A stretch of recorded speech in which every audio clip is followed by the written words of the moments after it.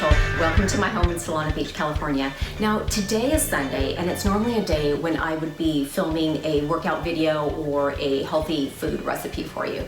But here's the deal. As a lot of you know, I've posted a lot about the effects of sugar in our diet, not only on our weight and our externals, but on our internals as well. And I've gotten so many likes and messages and questions from all of you on the effects of sugar and that whole deal that I thought instead of doing that, I'm going to take a step back and I'm going to talk quickly about why you want to greatly reduce sugar in your diet.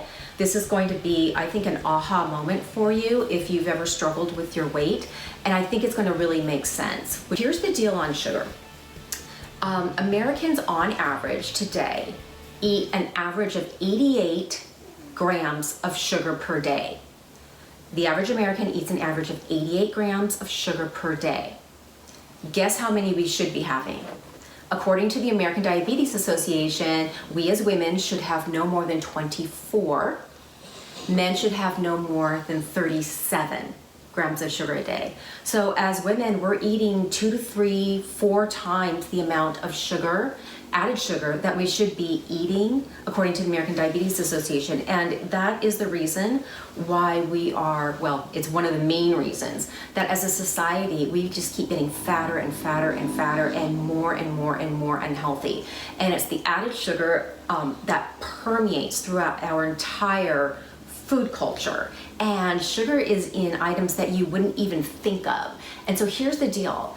If you're like me and you like to go exercise and work out, and then you think you're eating healthy by having the low fat or the non-fat version of something, or you're having yogurt, or you're having granola, or you're having a bottled smoothie that says it's a superfood, the problem is that we're actually hurting ourselves. And here's why, with the low fat and the non-fat items. When a food company takes out the fat in a product, it tastes like cardboard. It tastes disgusting. So in order to make it palatable and therefore more sellable to us as consumers, they add more sugar into the product. Now, sugar is as addicting to us as cocaine. They've done numerous studies on it. It is as addicting as cocaine.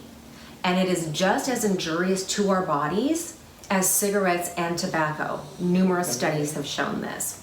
And so what happens is the more non-fat, fat-free items that we're eating, the more sugar we're ingesting into our body, the more addicted we get to it. So with sugar, you're eating empty calories, which now means you're still hungry. So then you're reaching for more food, eating more calories, and because we feel addicted to that sugary taste, we want more, and so we crave it more.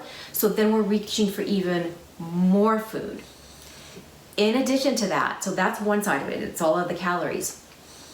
Even more so, and here's what's really interesting, even more so is the way that sugar interacts with our body to cause us to gain weight. Here's why. In our body, our pancreas produces a hormone called insulin, right? Insulin regulates our blood sugar. It sends blood sugar to our cells and into our bloodstream.